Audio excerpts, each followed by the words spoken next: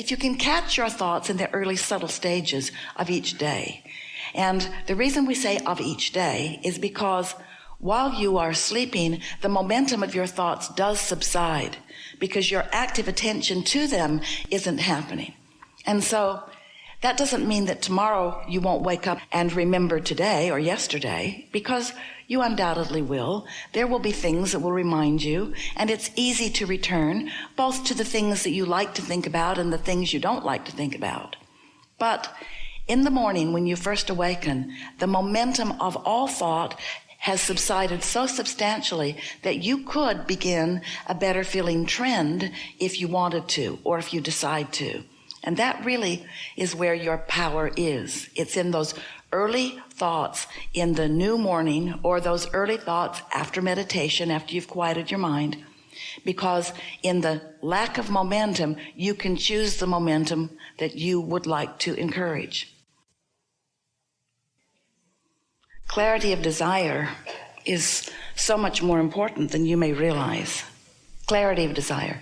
Desire not laced with doubt. But that's not the easiest thing sometimes, is it? If you have a desire that you've been desiring for a while, and you want it to come to full fruition, where you can enjoy it fully in your physicality, and it hasn't come about, then it's hard not to notice that it hasn't come about. Because after all, you do have physical awareness, physical senses, and so it's logical that you would be sifting through the variety of your life and noticing what's there that you like and what's there that you don't like and what's missing that you would like to come. That's a logical thing. But if you get too carried away in that observation of what is missing, then your vibration may be so full of what's missing that it can't come. It's an interesting thing, isn't it? Doesn't seem right, we know, especially when you first begin to hear about it, that this is a universe that's based upon attraction, and you get what you think about whether you want it or not. So if you're thinking about something that you don't want, then something that you do want can't come instead. One of the good things about you is that you're fickle. So you don't focus on anything for very long, really. Your thoughts sort of move about depending on what's going on, and that can be an advantage to you if there are things that you don't want that might be occupying your thought process, because if you get distracted from those things and begin focusing upon other things, then things can get better for you. But it's far better, instead of just randomly observing all over the place at whatever's loudest in your experience, it's so much better when you decide to be a deliberate creator and get good at being a deliberate creator. And a deliberate creator is, by our definition, someone who cares about how they feel and guides their thoughts to the best feeling thought that they have available to them right now. Now, we offered those words specifically, the best feeling thought that you can find right now, because sometimes you're in a place where only good feeling thoughts are flowing to you. Sometimes you get on a sort of rampage of appreciation where the momentum of your vibration is so much that only good feeling thoughts are occurring to you. And sometimes you can't find a good feeling thought for the life of you.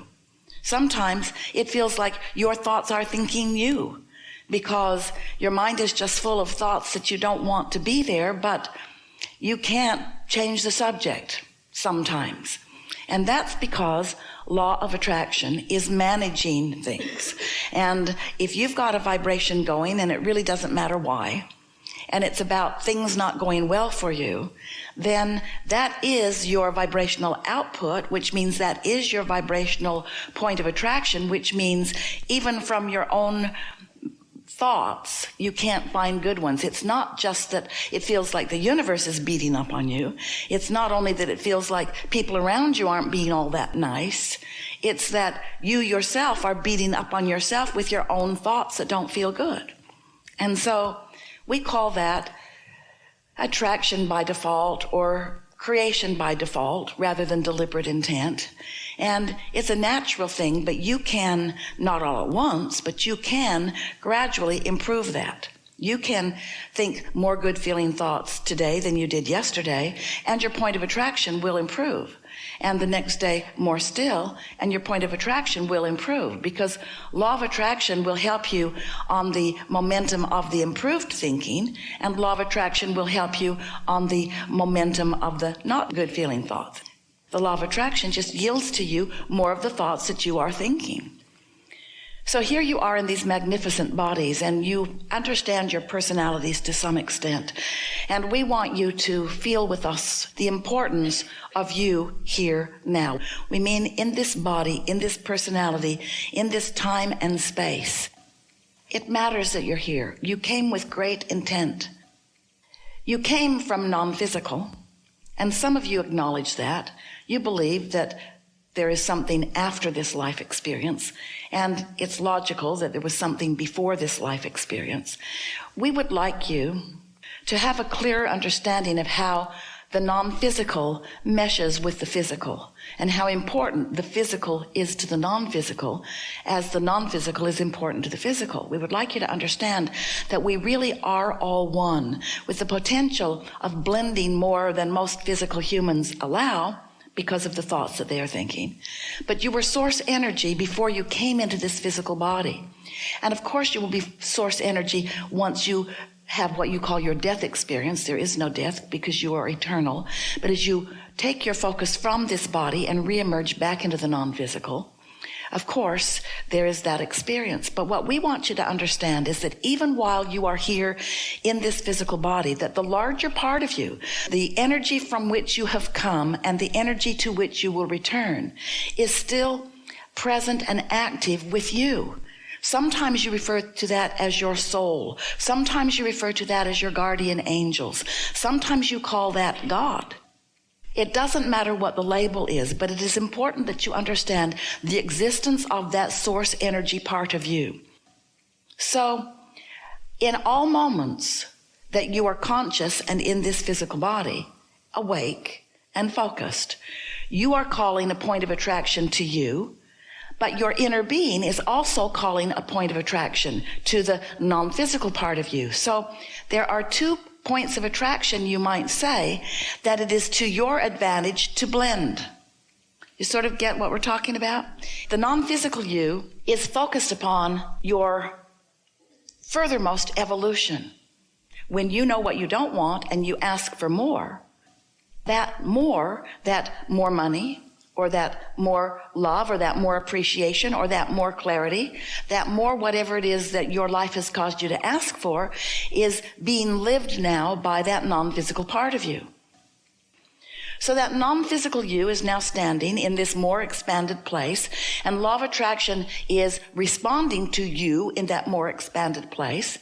And the difference between you over here in your physical body and you over here in your non-physical beingness is that in your non-physical beingness, you don't contradict your own desire. But in your physical form, when you do that, you cause separation, not between you and what you want. But that's not the important part. Between you and the expanded version of you. And that's what causes you to feel negative emotion. When you're thinking a thought in your physical body that harmonizes with the knowing of your inner being, the emotion that you feel is one of love or elation or passion or satisfaction or interest or clarity. But when you're thinking a thought that is opposing what your inner being, source you, knows, then you feel agitation or dis-ease. You feel uneasiness, or you feel overwhelmment, or you feel blame or guilt or anger or fear or some negative emotion. And so every emotion that you feel, first of all, is happening in the now, and we want you to know that the now of you in your physical body and the now of you in your non-physical realm is the same now, because your inner being is not thinking about where you used to be or where you're going. Your non-physical being is focused on you right here, right now. This is where all the power of creation is. There has always been a now, and the now has always been powerful. But what most humans don't know about this now is that this now out here on this leading edge is where all that is non-physical is focused to.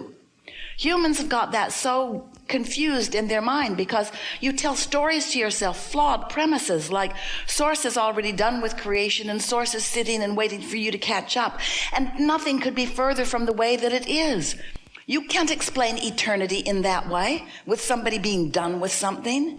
No one will ever be done with anything. The non-physical is forward with you. And that's why when life causes you, genius you, out here on the leading edge to want something more, and you launch that rocket of desire, your inner being is all over it, knowing it, holding the light, holding the attention upon it. And law of attraction is responding to that, calling all cooperative components to this new creation of you, calling you too. The question is, are you going? And the answer is in your emotions. If you feel great, the answer is yes, you're going along with your new expansion. But if you feel negative emotion in some way, then you're not going along, not right now. Right now, you've got active in you a thought that isn't letting you go. And that's the whole point of why we're visiting with you and why you've called us forth and what it is that you want to know. You want to understand how to create your own reality, how to be the pure positive energy being that you are. And so you're sifting through life experience and knowing what you don't want. And in that process, you know what you do want. You never know more clearly what you do want than when you're looking at something that you don't want. So when you know what you don't want, you launch what we've been calling a rocket of desire, because it's a vibration that emanates from you. And it is pronounced and important, even though often you are unaware that you're even launching the rocket. But you set forth this vibrational thought or energy.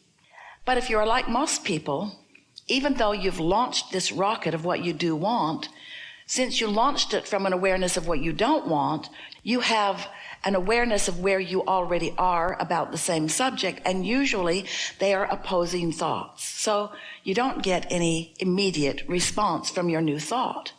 Now, if you could launch a new thought and not contradict it with the reality that you are currently living, then you'd begin to get momentum right away.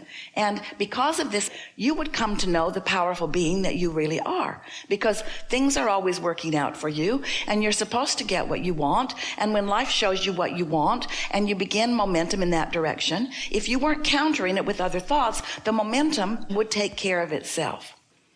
Have you ever had the experience where you were just wondering about something and you turn the next corner and there's a real live answer just appearing before you? That's because you asked and it was given immediately, and you were able to translate what was given into the physical equivalent because you weren't contradicting your own thought with a thought that goes in opposition. And you know, the thoughts that are most in opposition to your new desires are your awareness of what is. So how does someone become so good at only thinking about what you want? Well, it's a little tricky because you're observing so much that you do like, but you're also observing so much that you don't like, and you've been trained to be objective observers. You've been trained to be fair-minded, to be balanced. You've been trained to weigh the pros and the cons and the pluses and the minuses. After all, how can you make a good decision unless you do that? Well, we are not in disagreement with that at all, because we know that sifting through the variety of what you're living is what causes you to launch those rockets. We just want you to launch them and then follow the direction of the new launch rather than defend the new launch by justifying that you need it because what isn't enough for you.